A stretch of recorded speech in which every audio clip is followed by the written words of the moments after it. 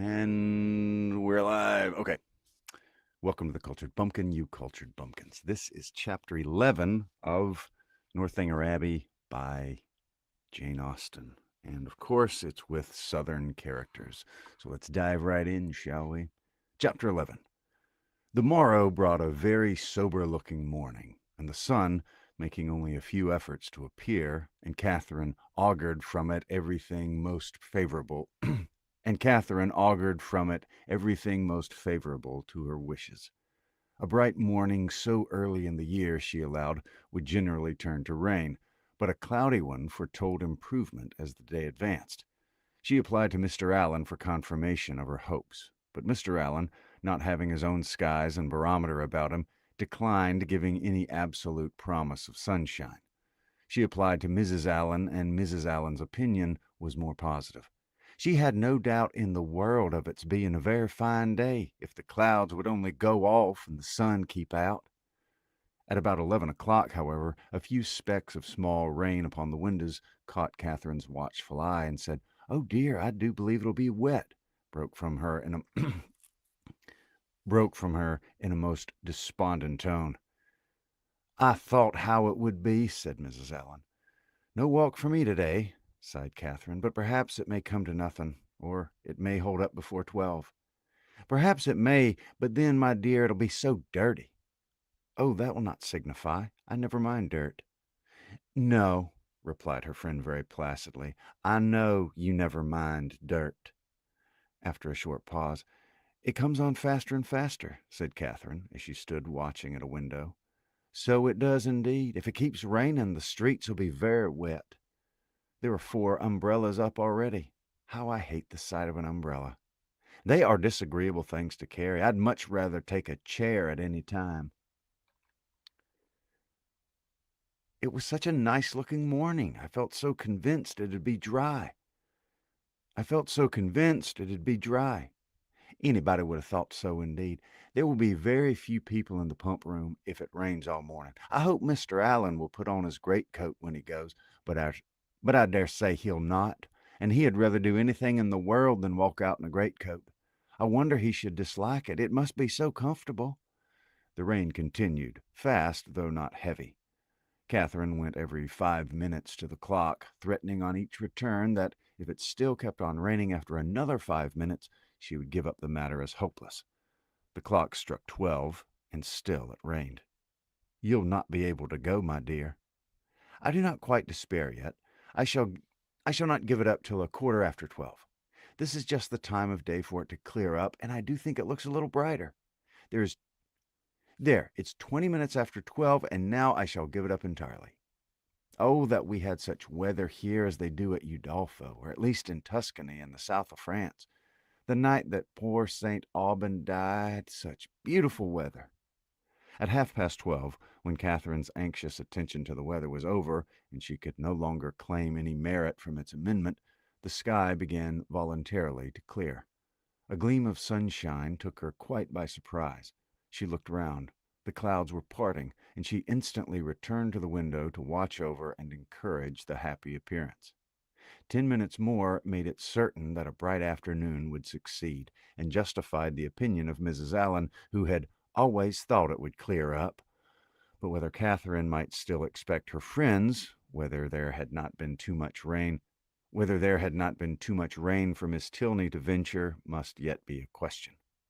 It was too dirty for Mrs. Allen to accompany her husband to the pump room. He accordingly set off by himself, and Catherine had barely watched him down the street when her notice was claimed by the approach of the same 2 open carriages containing the same 3 people that had surprised her so much a few mornings back. "Isabella, my brother, and Mr. Thorpe, I declare they're coming for me, perhaps. But I shall not go. I cannot go, indeed, for you know Miss Tilney may still call." Mrs. Allen agreed to it. John Thorpe was soon with them, and his voice was with them yet sooner, for on the stairs he was calling out to Miss Moreland to be quick. Make haste, as he threw open the door. "Put on your hat this moment. There's no time to be lost. We're going to Bristol. How do you do, Miss Allen?" "To Bristol? Is that not a great way off? But, however, I can't go with you today because I'm engaged. I expect some friends every moment." This was, of course, vehemently talked down as no reason at all. Mrs. Allen was called on to second him, and the two others walked in to give their assistance. My sweetest Catherine, is not this delightful? We shall have a most heavenly drive. You're to thank your brother and me for the scheme. It darted into our heads at breakfast time. I verily believe at the same instant, and we should have been off 2 hours ago if it had not been for this detestable rain. But it does not signify. The nights are moonlight, and we shall do delightfully. Oh, I'm in such ecstasies at the thought of a little country air and quiet. So much better than going to the lower rooms. We shall drive directly to Clifton and dine there, and as soon as dinner's over, it's time to go on to King Weston. I doubt our being able to do very much, said Moreland. You croaking fella, cried Thorpe. We shall be able to do 10 times more. King's Weston, hey, and Blaze Castle too, and anything else we can hear of. But here's your sister. But here's your sister says we. But here's your sister says she'll not go. Blaze Castle, cried Catherine. What is that? The finest place in England, worth 50 miles at any time to see. What, is it really a castle? An old castle? The oldest in the kingdom. But is it like what one reads of? Exactly, the very same.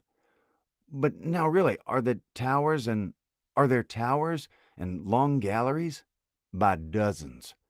Then I should like to see it, but I cannot go. Not go, my beloved creature, what do you mean? I cannot go because, looking down as she spoke, fearful of Isabella's smile, I expect Miss Tilney and her brother to call on me to take a country walk. They promised to come at 12, only it rained, but now, as it's so fine, I dare say they'll be here soon.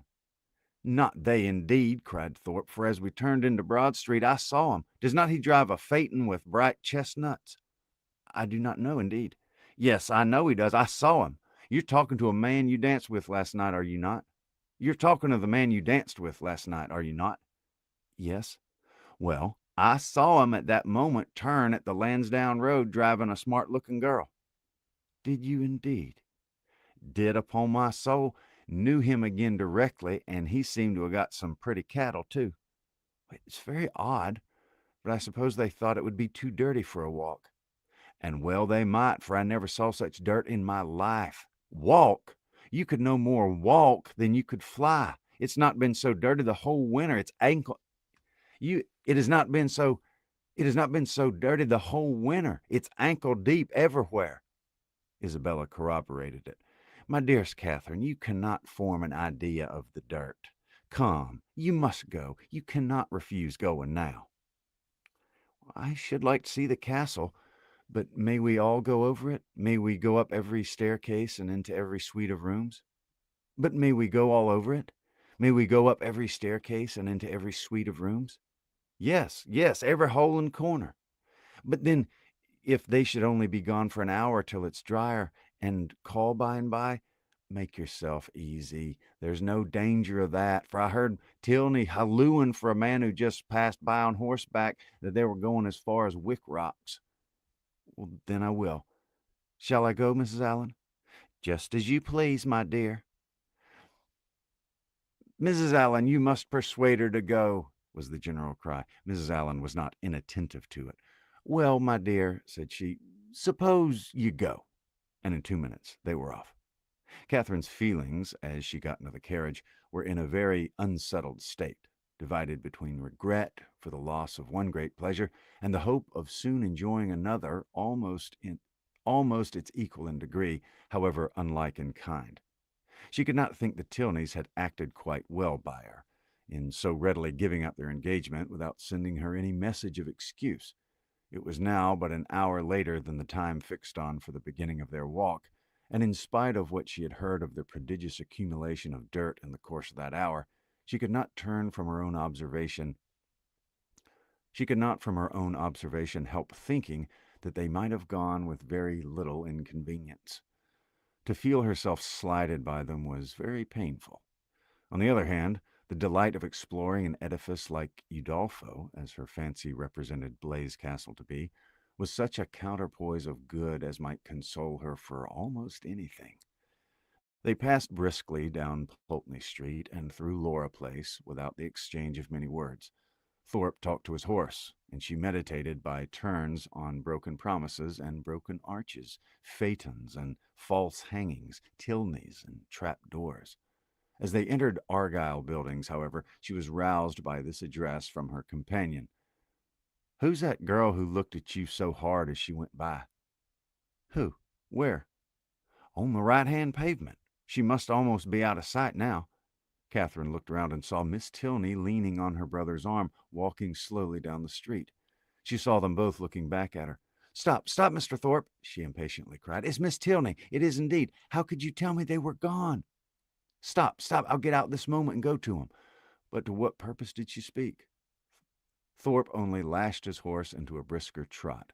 The Tilneys, who had soon ceased to look after her, were in a moment out of sight round the corner of Laura Place, and in another moment she was herself whisked into the marketplace. Still, however, enduring the length of another street, she entreated him to stop. "Pray stop, Mr. Thorpe. I cannot go on. I will not go on. I must go back to Miss Tilney." But Mr. Thorpe only laughed, smacked his whip, encouraged his horse, made odd noises, and drove on. And Catherine, angry and vexed as she was, having no power of getting away, was obliged to give up the point and submit. Her reproaches, however, were not spared. "How could you deceive me so, Mr. Thorpe? How could you say that you saw him driving up the Lansdowne Road? I would not have made it I would not have had it happen for I would not have had it happen so for the world. They must think it so strange, so rude of me to go by him, too, without saying a word. You don't know how vexed I am. I shall have no pleasure at Clifton, nor anything else. I'd rather 10,000 times rather get out now and walk back to him. How could you say you saw him driving out in a phaeton?" Thorpe defended himself very stoutly, declared he had never seen two men such alike in his life, declared he had never seen two men so much alike in his life, and would hardly give up the point of its having been Tilney himself. Their drive, even when this subject was over, was not likely to be very agreeable. Catherine's complaisance was no longer what it had been in their former airing. She listened reluctantly, and her replies were short. Blaise Castle remained her only comfort. Towards that, she still looked at intervals with pleasure, though rather to be disappointed of the promised walk, and especially rather than to be thought ill of by the Tilneys, she would willingly have given up all the happiness which its walls could supply, the happiness of a progress through a long suite of lofty rooms, exhibiting the remains of magnificent furniture, though now, for many years deserted, the happiness of being stopped in their way along narrow winding vaults by a low grated door, or even of having their lamp, their only lamp, extinguished by a sudden gust of wind, and being left in total darkness. In the meanwhile, they proceeded on their journey without any mischance, and were within view of the town of Kinsham, when a halloo from Morland, who was behind them, made his friend pull up to know what was the matter. The others then came close enough for conversation, and Moreland said, "We better go back, Thorpe. It's too late in the day. It's too late to go on today. Your sister thinks so as well as I. We've been exactly an hour coming from Pulteney Street, very little more than 7 miles, and I suppose we got at least 8 more to go. It'll never do.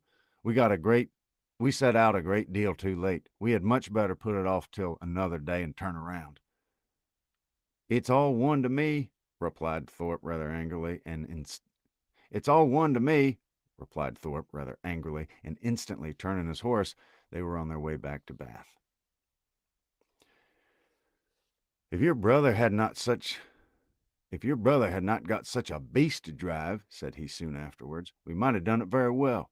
My horse would have trotted to Clifton within the hour if left to himself, and I've almost broke my arm with pulling him into that cursed broken-winded Jade's place. And I've almost broke my arm with pulling him into that cursed broken-winded Jade's pace. Moreland's a fool for not thinking a horse and gig of his own. Moreland's a fool for not keeping a horse and gig of his own." No, he's not," said Catherine warmly, "for I'm sure he could not afford it." And why can he not afford it? Because he has not money enough. And whose fault is that? Nobody's that I know of. Thorpe then said something in the loud, incoherent way to which he often had recourse about its being um,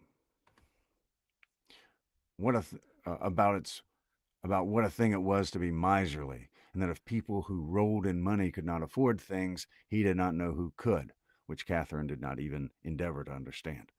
Disappointed of what was to have been the consolation for her first disappointment, she was less and less disposed either to be disagreeable herself or to find her companions so, and they returned to Pulteney Street without her speaking 20 words. As she entered the house, the footman told her that a gentleman and lady had catted and inquired for her a few minutes after her setting off. When he told her When he told them she had gone out with Mr. Thorpe, the lady had asked whether any message had been left for, and on his saying no, had felt for a card, but said she had none about her, and went away. Pondering over these heart-rending tidings, Catherine walked slowly upstairs. At the head of them she was met by Mr. Allen, who, on hearing the reason of their speedy return, said, "I'm glad your brother had so much sense. I'm glad y'all come back. It was a strange, wild scheme." They all spent the evening together at Thorpe's. Catherine was disturbed and out of spirits, but Isabella seemed to find a pool of commerce in the fate of which she shared by private partnership with Moreland, a very good equivalent for the quiet and country air of an inn at Clifton. Her satisfaction, too, in not being at the lower rooms was spoken more than once. "How I pity the poor creatures that are going there! How glad I am not amongst 'em! I wonder whether it'll be a fur ball I wonder whether it'll be a full ball or not. They have not begun dancing yet. I would not be there for all the world. If it's so delightful to have an evening now, it's so delightful to have an evening now and then to oneself. I dare say it'll not be a very good ball. I know the Mitchells will not be there. I'm sure I pity everybody that is. But I dare say, Mr. Moreland, you long to be at it, do not you? I'm sure you do. Well, pray you don't let anybody here be a restraint on you. I I dare say we could do very well without you, but you men think yourselves such consequence." Catherine could almost have accused Isabella of being wanting in tenderness towards herself and her sorrows, so very little did they appear to dwell on her mind, and so very inadequate was the comfort she offered. "Do not be dull, my dearest creature," she whispered. "You'll quite break my heart. It was amazingly shocking, to be sure, but the Tilneys were entirely to blame. They were Why were they not more punctual? It was dirty indeed, but what did that signify? I'm sure John and I should not have minded. I never I never mind going through anything where a friend's concerned. That's my disposition, and John's just the same. He has amazing strong feelings. Good heaven, good heavens, what a delightful hand you've got. Kings, I vow. I never was so happy in my life. I would 50 times rather you should have 'em than myself. And now I may dismiss my heroine to the sleepless couch, which is the true heroine's portion, to a pillow strewed with thorns and wet with tears. And lucky may she think herself if she get another good night's rest in the course of the next 3 months. That was chapter 11. So thank you very much for watching, listening. Please like the video if you can. Subscribe if you haven't, and make sure you watch the other videos. And that's chapter 11. I think there's something like 27 total. So we're getting on. We're almost halfway. And yeah. So thanks for watching, and I will talk to you soon.